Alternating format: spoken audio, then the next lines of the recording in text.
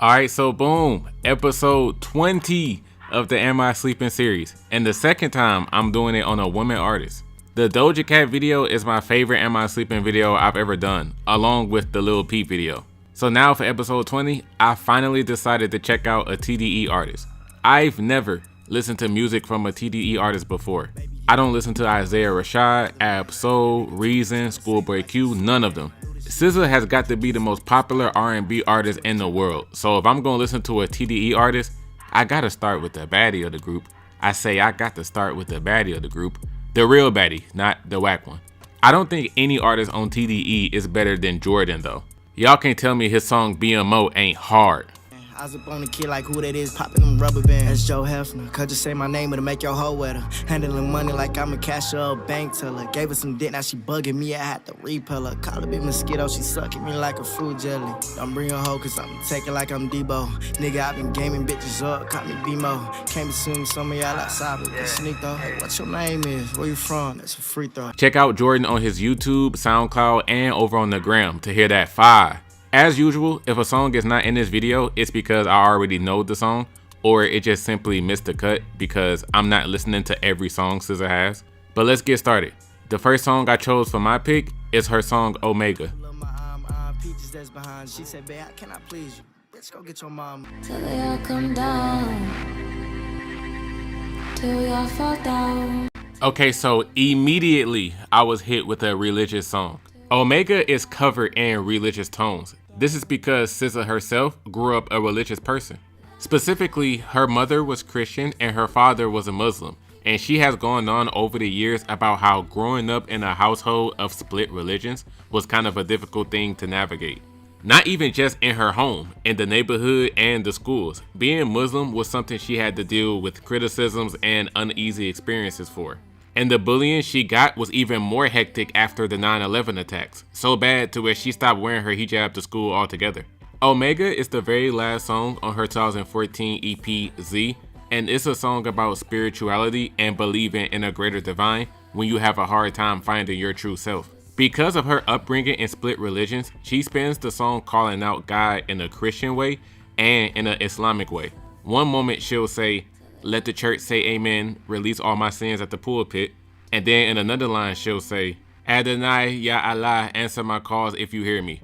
Adonai Ya Allah being the Arabic equivalent of God oh God or Lord my great Lord. Her vocals are soft, but the beat definitely has its moments of heavy instrumentation, and this is a song that you would describe as it feels like you're floating in space when you listen to it.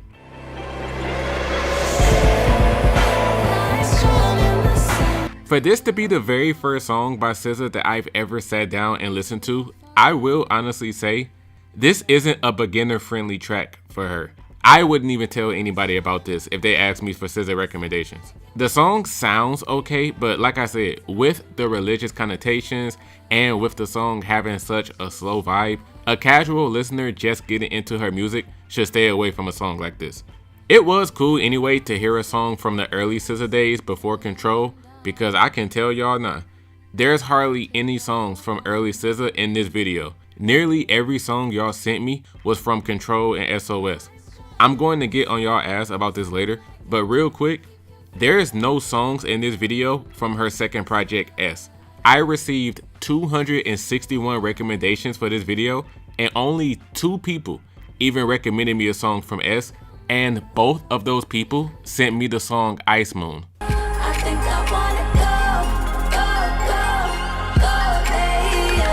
But for now, let's hear a song from a project that y'all know and love, the Control album. The first recommendation for this video, recommended on YouTube by @MrHokage4146, is the track Pretty Little Birds featuring Isaiah Rashad.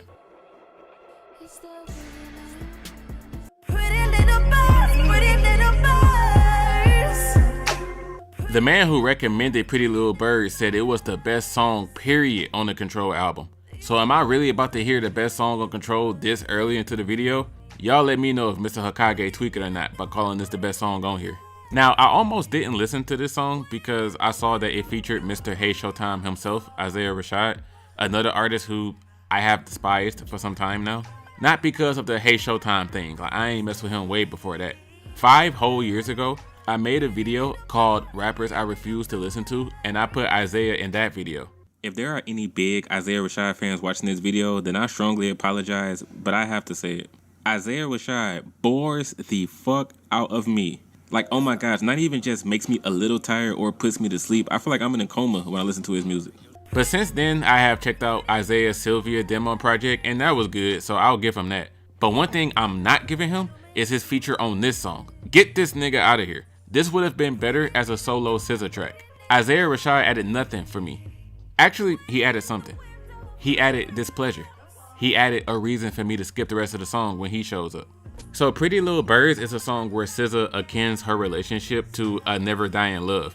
In some lines, she's speaking about the relationship in general. In others, she's speaking directly to her man, mentioning how hard the man has worked to get with her, how much she really wants to be with him, and overall, no matter what battles and hardships they go through, she wants their love to never fade. She considers him, herself, and their love to be a metaphorical bird that will always rise and take flight no matter how many times that bird is knocked down. Saying things like, I want to be able to fly into the heavens with you. And this is kind of my issue with the song. Other than Isaiah's verse, which admittedly, the reason I don't like his verse is because it feels kind of cryptic. Like, I don't even think he's singing about love, relationships, or the same thing SZA is singing about. Zay seems to be talking about a random different topic. But the other reason I don't like this song, and y'all might look at me crazy for saying this, I don't like how poetic SZA made this song. So like I described earlier, SZA uses the metaphor of a bird constantly being knocked down to describe the pitfalls of a relationship, with lines like, pretty little bird, you've hit the window a few times, pretty little bird, you still ain't scared of no heights. And then the whole first verse is her singing, you are but a phoenix among feathers, you're broken by the waves amongst the sea. They'll let you die, they'll let you wash away, but you swim as well as you fly. Stuff like this takes me out of the song because I feel like I'm listening to a Tumblr or Wattpad fan fiction poem instead of her just normally talking. I would have enjoyed the track if it was simpler, honestly, because all of the imagery and metaphors she was trying to use, like, you're like a phoenix that rises from the burns of the ashes. When you hit a wall and you spiral down, it feels just as glorious as the ascension to the heaven skies. When the spirals down, feels good as a flight. Hearing stuff like this just makes me go, this song is okay. Pretty Little Birds has a few nice written lines, like the entire second verse from her is fine, but overall it's just simply not that entertaining of a song to listen to. The next track, oh boy, this is a song nearly everybody sent me. This was the #1 most requested song for this video, and it better be fire because the last time I had people overwhelmingly recommend a song to me, it ended up being a song I did not like at all. And that was when y'all made me listen to Topanga, boom boom boom, you in danger, for the Trippie Redd video. So this song better be great. Recommended by damn near everybody. But first recommended on Instagram by @AsiaCJ is the song Broken Clocks. I just do it my way. All I got is these broken clocks. Okay, so one of the biggest praises I've seen of Broken Clocks is that it's one of her more relatable songs. Any person that's in their 20s can hear a song like this and instantly feel in their heart what SZA is talking about. I've heard that be said about SZA in general, but definitely for Broken Clocks. The song describes SZA's emotions in regards to trying to get away from her past struggles and navigating through her young adult life. In the first verse, she details never wanting to go back to working at a strip club, which was indeed where she used to work. She wasn't the one that was on the pole though, like she wasn't Diana Armstrong. SZA was the bartender talking about making $500-600 a night. But she also mentions that she's had her fair share of trash men, she's had her fair share of trash jobs, so now she's reached a point of being optimistic. She's going to take life one day at a time and hope that every day is better than the last one.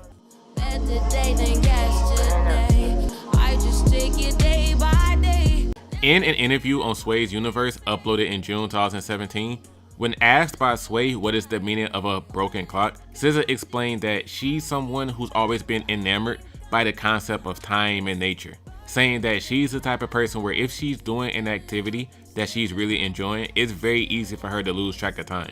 She loves to be lost in the moment and finding out the meaning of that moment later. In regards to the chorus where she's singing, it's still love, it's nothing but love for you, she gave multiple meanings to that. One meaning is that was her way of saying if she's out in her own world, enjoying nature, doing her own thing, if she doesn't respond to you or get back to you in a certain time, don't take that as her meaning that she doesn't care about you. And it's still love. And it's like, I still, just because I'm not, you know, in your face and like available to be seen and held, like if I'm out in the world and like in the sunshine and enjoying being lost, like I still have love for you. It's not, don't take that as anything like that. And secondly, she says it's all love to the people that have hurt her. Like, no, it's okay, you did what you did, it's all love though. I was just being here in my own world doing my thing, but I don't hate you. Now, I don't know if this is going to disappoint some people when I say this. Although I think Broken Clocks is a good song, I don't think it's a great song. Even with this being the #1 most requested song for this video, my expectations weren't outrageously high. I wasn't expecting to hear the greatest R&B song I've ever heard or nothing like that. But coming away from Broken Clocks, I went, okay, that was a good song. That one was good. I'm not a major fan of the production. It's kind of simplistic to me. And her singing wasn't anything phenomenal that put me in my feels or anything. Broken Clocks is good, but it's not amazing.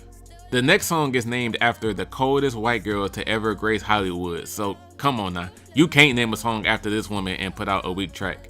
Recommended on Instagram by @TheyLove8 is the song Drew Barrymore. Really wanna love me that like you say you do. Give it to me like you say you do. Yeah, that's what I'm talking about. Okay, now here's a good song that I actually rock with. Drew Barrymore is the first song in this video that I actually enjoy. If I haven't made that clear by now, yeah, I ain't really been enjoying the songs I've heard so far. I didn't like Omega or Pretty Little Birds at all. And while Broken Clocks was a good song, you can still keep it. But Drew Barrymore is where it's at. Now, this is also the first song in this video that deeply deals with SZA's insecurities.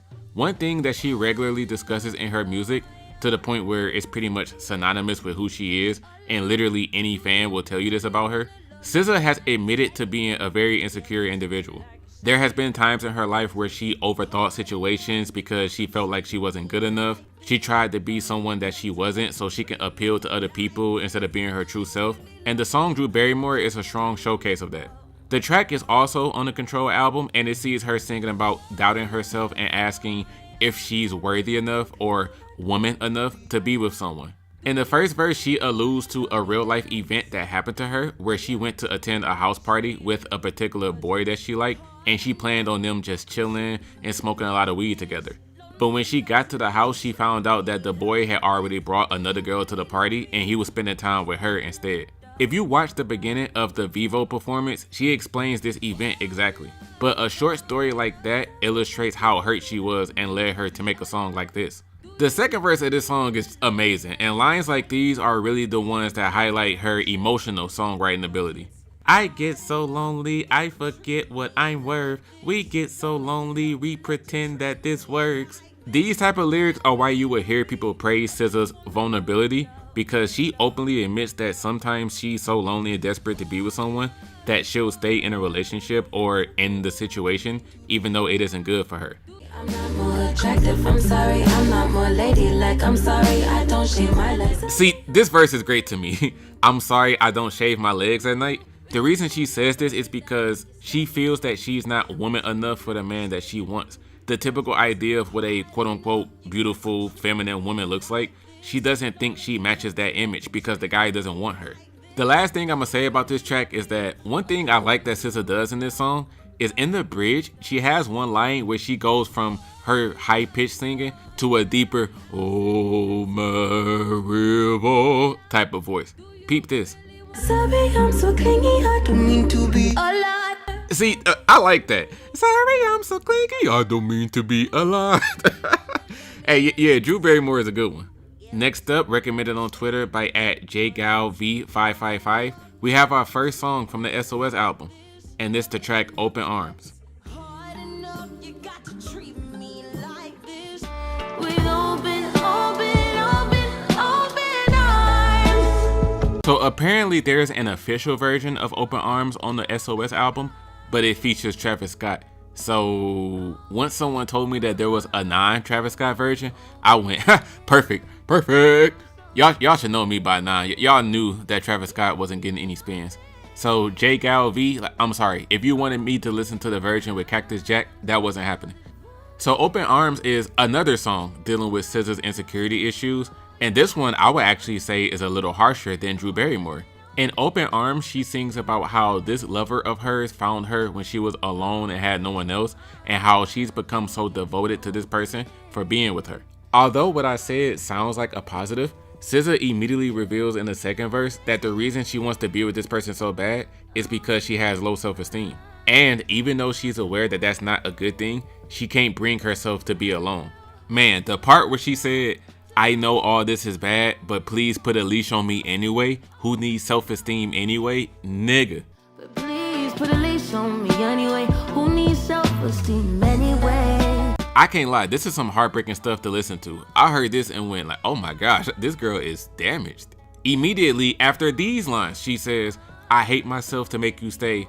Push me away, I'll be right here with open arms. So even if the guy she's with isn't showing her that much interest and is trying to distance himself from SZA, she would still rather not leave in order to combat her fear of being by herself, even if she knows she would hate herself for doing so. She does eventually come around though. In the third verse, she speaks about going through her man's phone and finding incriminating things about him, and that finally made her realize it's time for her to do better for herself and move on. So, personal growth, you love to see it. Y'all wanna know what this song makes me appreciate about SZA?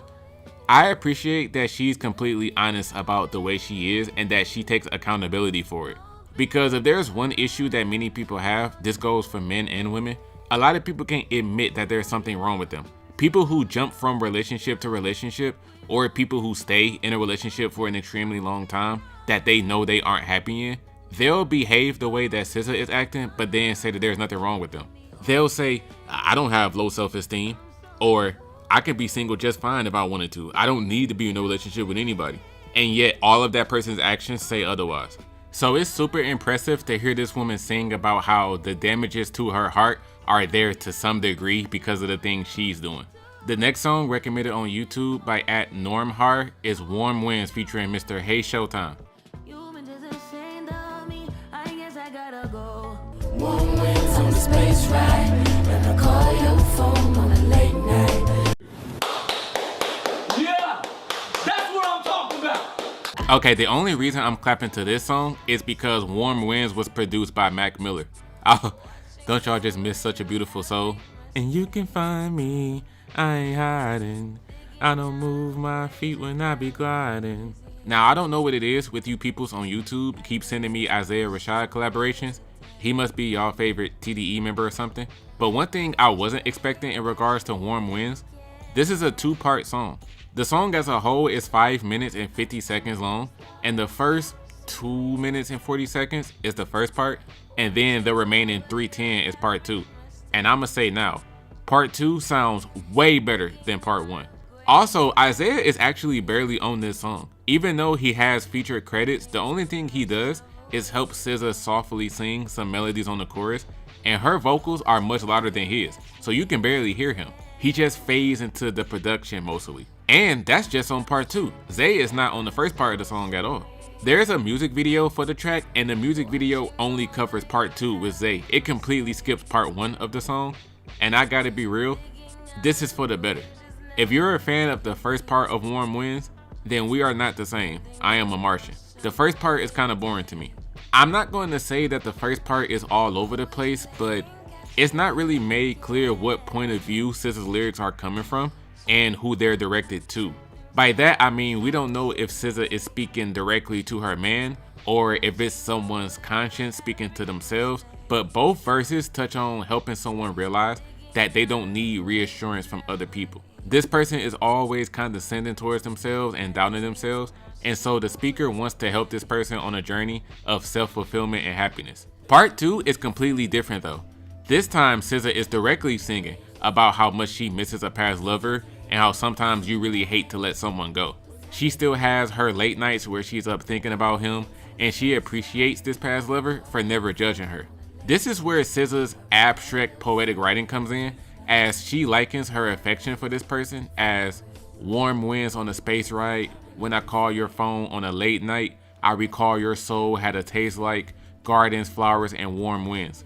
And this right here, when her and Isaiah sing this, is the best part of the entire song. The reason I said the second half is better than the first half is because you can totally get lost in the dreamy, comfortable sound of the second half. That Warm Winds on a Space Ride, When I Call Your Phone on a Late Night, I Recall Your Soul Had a Taste Like. Woo! Overall though, I will have to label Warm Winds as just an okay song, solely because I don't rock with the first half. Lyrically, it seems pretty scattered and random, and it's just not touching the silkiness of the second half. If I have to skip the first 3 minutes of your record to get to the good part, then that's a major issue. The second part is good, the first part is ultra mid. Next song, recommended by @VictorPacina2 on Twitter, we have the song Crack Dreams. Sometimes you hate to leave somebody. I love you like I love crack. Okay, so if you want my opinion on Crack Dreams, you might have to skip ahead a couple minutes because this is now the time where I'm about to get on y'all ass. Everybody that's watching this video that considers themselves a fan of SZA, I'm about to get on y'all ass. So one thing I did with this SZA video that I've never done before, I decided to go through all of my suggestions from the YouTube community post to the gram to the Twitter and count how many times each song from her projects got recommended to me. And I saw that 90% of the recommendations I received were from either Control or SOS. Almost every single time I looked up a song that people suggested, it was from one of these two. So it got to the point where I was wondering, damn, does she not have any other projects? Because y'all not sending me anything else. And I made a post asking this question. And this post seriously revealed to me that a lot of y'all either don't fuck with SZA like that, or y'all do like her, but y'all just never cared to look for her earlier music. And y'all only check out what's thrown in front of you. So before Control and SOS came out, SZA has 3 EPs. Z from April 2014, S from April 2013, and See.SZA.Run from October 2012. Out of the 261 recommendations I received, only 24 of them came from her 3 EPs, and 21 out of those 24 came from the Z project. So this instantly made me realize either SZA's first 3 projects are really nothing special and they don't have any songs that's worth recommending, or y'all don't even know that these 3 EPs even exist. After I made this post asking does she have anything outside of Control and SOS, I had a mountain of people flat out telling me, yeah bro, she ain't got a lot of music. Control was her very first project. She ain't got nothing before this. I'm like, damn, for real? She ain't got no mixtapes, EPs, nothing? Nope, she ain't got nothing, bro. Control is where it all started. So when I found out SZA had 3 EPs, I was like, oh, y'all niggas are absolutely terrible. Y'all don't know a damn thing about this girl's catalog. I'm done getting on y'all ass now, but I had to include this segment in the video. Y'all people who claim to be a fan of SZA, but then y'all was the same ones who told me y'all had no idea that See.SZA.Run, S or Z even existed. Y'all should be ashamed of yourselves. Y'all making the real SZA fans look bad. But this is why I strongly appreciate this recommendation from VictorPacina2 on Twitter, because whether I enjoy the song or not, he was the one and only person to send me a song from the See.SZA.Run project. Crack Dreams sees SZA exploring a toxic relationship that she's in, comparing the addictive effects that she has for this individual to the effects of crack. She starts off saying that she'd rather off herself than be with this person and to be this person's slave. But as the song goes on, she admits that she loves the thrill of being with them and that fighting their relationship is futile because the pain that she periodically goes through with him, she loves how it makes her feel. Which metaphorically, when you compare that to drugs, makes sense. Fighting addiction is super tough because sometimes you're not doing the drug because you enjoy doing it. You're doing them because you can't stop yourself no matter how hard you try. And that's what she's feeling here.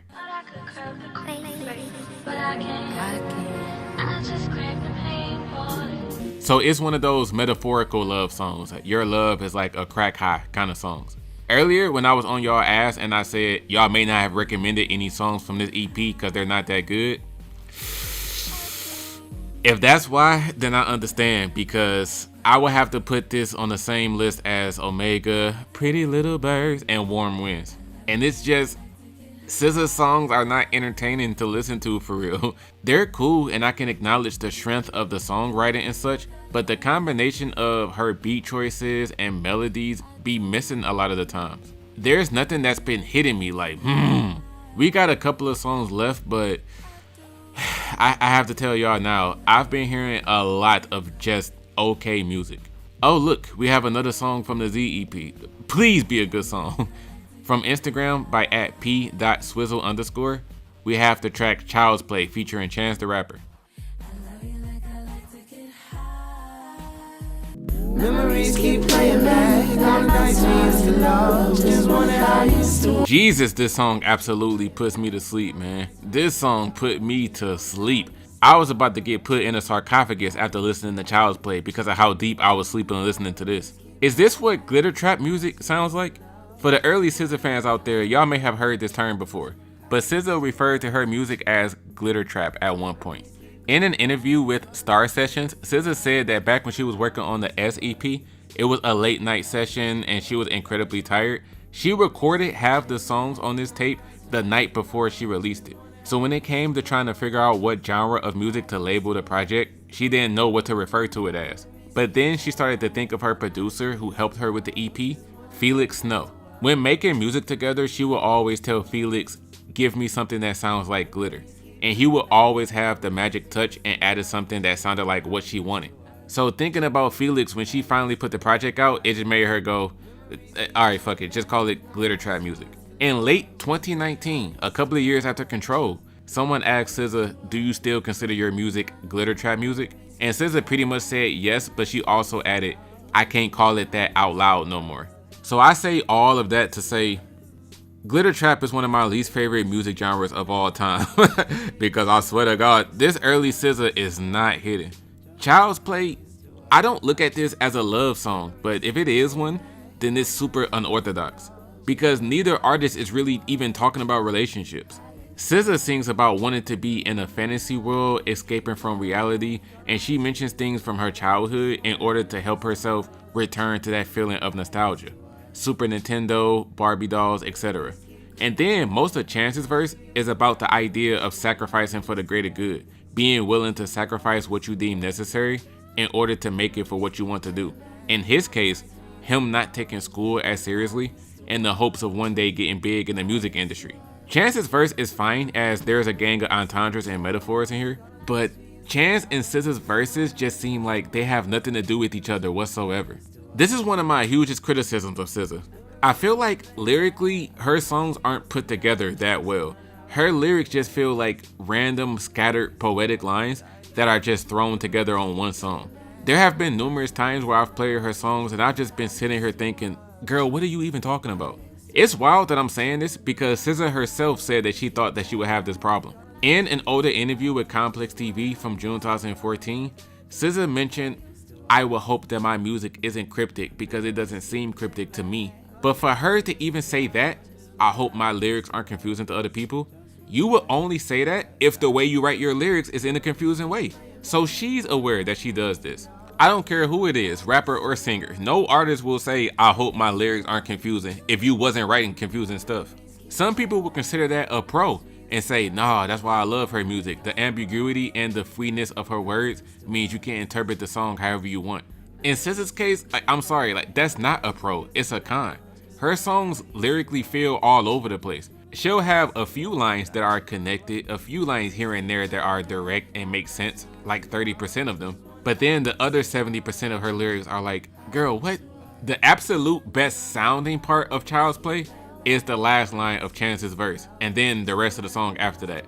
Once Chance hits that, wanna know how I used to was, how I used to was, it sounds great. And then some of the outro with the both of them, man. Memories keep playing back all the nights we used to love. Just wonder how it used to. But that's the only part of the song I enjoy. The rest of this is ridiculous. I'll say this last because I feel like this about a few SZA songs, but I really feel like this about Child's Play.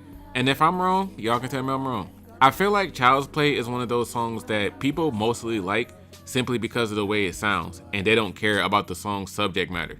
I say this because every single positive comment I have seen about why people love this song, people only talk about the production and the vocals, not the lyrics. I ain't heard now one individual say, oh, I really love Child's Play because SZA was singing about this.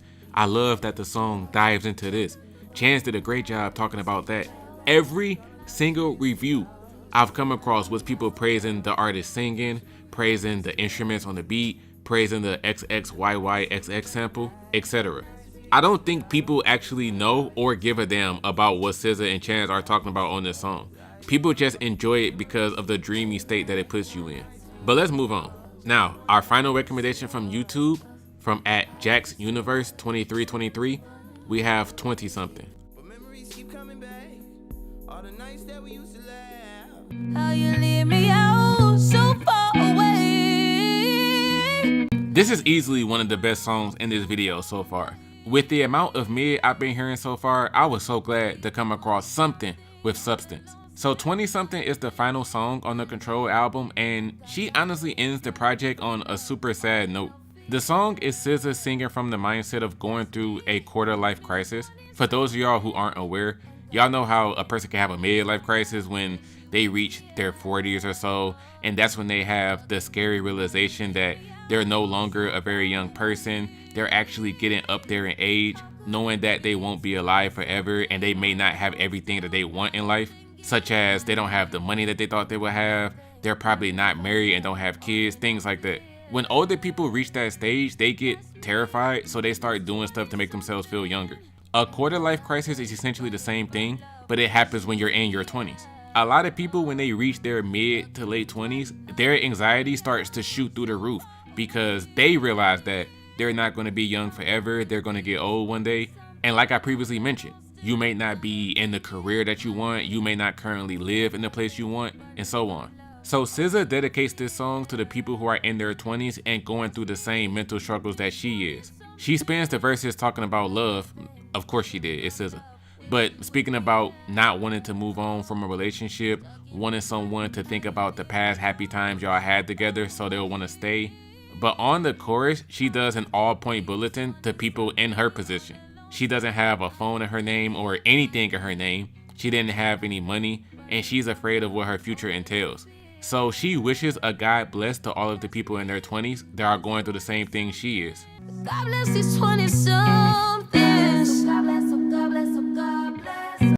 Like I mentioned, this is such a somber note to end this album on, but I get it because SZA actually admitted that she didn't have a deep passion for music until the Control album. In an interview she did on Genius, the interviewer directly asked her when did she find her deep passion and love for music, and SZA said it was very recently, as she was working on her Control album. During those years when she was making her EPs, which is crazy because y'all don't care about these projects anyway, she said she was in a space where she couldn't find out what type of artist she wanted to be, and she didn't have a clear idea of what type of music she wanted to make. But when it came to working on the Control album, something finally clicked for her, and she was really intrigued with the entire music making process. I was still like having weird emotional experiences with it, and I couldn't figure out how to be the kind of artist I wanted to be, like, and sound how I wanted to sound. And I couldn't figure out how to begin to move towards being as good as I wanted to be. I've heard only 4 songs from this Control album so far, and based on these 4, I can certainly say these records are better than the records from her EP days. But this next song was actually on none of her projects, and it was a standalone single. Recommended on Twitter by @MalikBlade, we have the remix to Teen Spirit featuring 50 Cent. How could it be 20-something? You don't even know me. I had like 4 people directly tell me that Teen Spirit was specifically the song that put them on to SZA, so I immediately knew this had to be one of her early career songs. The original solo Teen Spirit was released in August 2013, while the remix with 50 was released in December of that year. And 50 does not fit on this song. Not because of his sound, like, he sounds fine, but he's not singing from the same POV. 50 is rapping like this is a relationship record when SZA is not discussing that.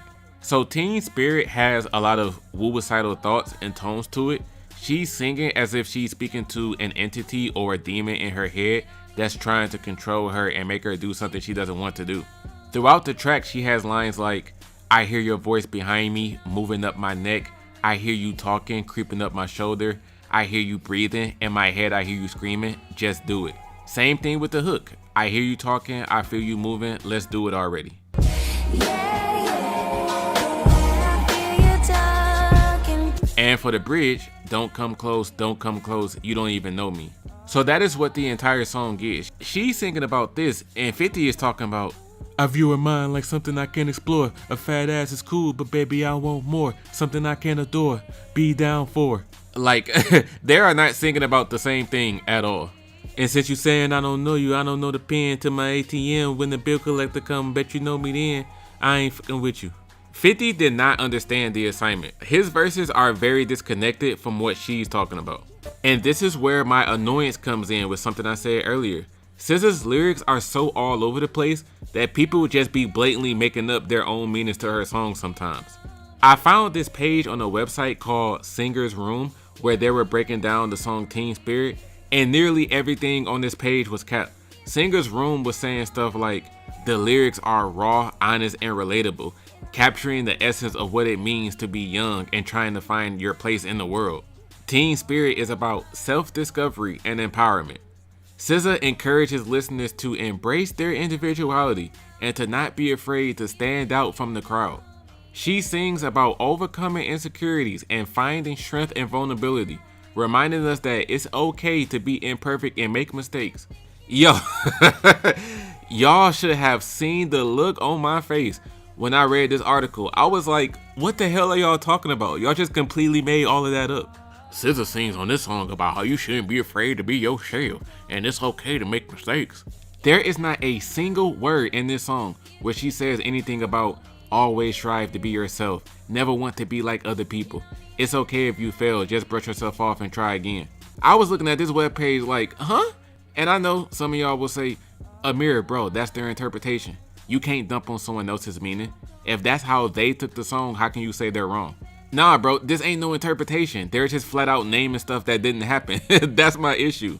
When it comes to the meaning behind Teen Spirit, SZA's message is crystal clear. Embrace your youth and live in the moment. There is nothing on this song that even slightly implies that that's what the song is about. There isn't one damn line in this song about how you should appreciate your youth and never take life for granted. This website is completely lying. I was about to end the video here, but on Twitter, when I made the announcement for this video, someone told me I should check out the song Used with Don Toliver. Now, I responded to them with a straight face like, did you say Don Toliver? Don Toliver be getting skipped to the same degree I be skipping Travis Scott. So a third individual came in and said, with all due respect, don't even waste an entry on the song Used. The person who recommended Used, Rory Rocket, got on the other person's ass and said like, who the f are you to tell someone what not to do? When I read this, I was hella confused. I'm like, bro, chill. He didn't mean it like that. Rory, I don't know why you went off on him. He didn't mean it as a telling me what to do thing. But this made me want to listen to Used. I saw this and went, Mr. Rory Rocket, sir, this song better be incredible for you to be defending it like this.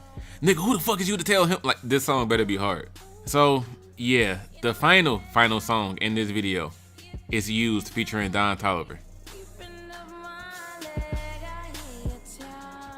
Can't lose my soul to your wiggle, I wanna say better when you try. Before I even listened to this, I was trying to find a solo version of Used just like I did with Open Arms, but I did it to no avail. Also, speaking of Open Arms, I realized that Open Arms and Used were the only songs from the SOS album that were in this video. And I like Open Arms, that one was nice, but Used did not help SZA's case.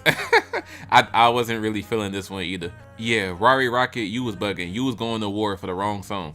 Used sees SZA discussing two things. Overall, she sings about dealing with the pressures of life in general, specifically how dealing with death around her has made her look at things differently and make her appreciate things more. She's lost her grandmother and a few of her ex-boyfriends have passed away as well. So she's in this space where she makes sure to count her blessings because the world is a cold place and she's trying her hardest to navigate it. But she does also zero in on relationships, saying how she's been used by men in the past and how true love can only work when you have an honest partner who doesn't put more pressure and stress on you. If you're someone that's already dealing with hardships in life, whether with family or financially, the last thing you want to deal with on top of all of that is a romantic partner that's not being faithful to you or is adding more drama in your life. But even with all of that being said, I am not a fan of the flow she decided to use on this song.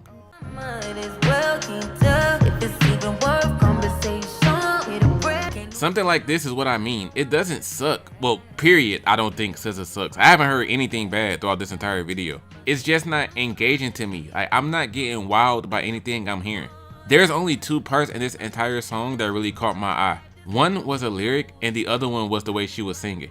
The lyric was in the second verse, which was, "Can't trust nobody that you ain't been broke with." That line was really nice. And then the singing part was when she went, there is no other part of this song that sounds as good as that part to me. So yeah, per usual, the meaning of the song is cool, but the way it sounds is just alright to me. Including Don Toliver. I don't even know if I can say he made the song better or worse. He was just there. So the question of, am I sleeping on SZA? I will have to say flat out no. I wish I could say not really, but I don't truly feel that way. Listening to SZA was a very frustrating experience. Keep in mind that everything that I'm saying and that I'm about to say, I'm just going off the songs that I've heard. If I've listened to her whole catalog, my opinion may drastically change, who knows. But I already know that one excuse that SZA fans are about to hit me with on why I may not like her music is because I can't relate to it. One thing that I've constantly heard about SZA is that if you listen to her lyrics, if you can relate to something she says, then how can you not think it's a great song? SZA says things that just hit you in the heart if you've been through those things too. It's like she's speaking directly to me. If you think SZA sucks or that she's mid or overrated, then you're just not a real person. And what I have to say to that is a massive cop-out of an excuse. Someone having relatable lyrics doesn't automatically make the song great. Additionally, there are a ton of songs I don't relate to at all, but I still love them. You don't need to relate to a song to enjoy it. But hey, that's where I'll give SZA her props. Even though I don't rock with her, if this woman has been able to touch the hearts and souls of so many people out there, especially young people, and then even more, especially young women who have the same anxiety, low self-esteem, relationship woes that she does, then I totally get it. Listening to SZA can feel like you're listening to an audiobook of your own diary because of how much of the same things y'all have been through. If there's one thing about me that all of my regular viewers will tell you, I can easily admit when something is not for me. There's many things where although I don't like it, I can still call it good and see why other people like it so much. But for SZA, honestly, that's not the case. I don't think SZA is a great artist at all. I think she's alright. It's a combination of her lyrics being unnecessarily confusing and cryptic. When I hear people say that SZA has immaculate songwriting, I outrageously disagree. I think people just be taking a few good lines here and there that they rock with and just apply it to the entire song and say the whole thing is amazing. SZA is also not a traditional R&B artist. She genre blends all the time. But when people say the way she's able to blend different instruments and different sounds from other genres is just so captivating, I disagree with that too. Her songs don't even sound that great to me. Even the songs I did like in this video, Open Arms, Drew Barrymore, and 20 something, I don't think either of those are great songs. I have yet to be blown away by SZA. I have yet to hear anything that made me go, ooh, like SZA, sing it, girl, sing it. And that's the final thing I will say. If I had to boil everything I had to say about her down to one factor, it's simply the lack of entertainment factor. For a lot of her songs, the entertainment is just not there. Like I just said, I'm just going off the songs that I've heard. If I listen to her music, my opinion may be different. But at the moment, if I want to hear dope ass R&B music, I'm not going to SZA at all. That there's many artists I'm playing over her. Based on what I've heard, this woman's music is very, very boring to me.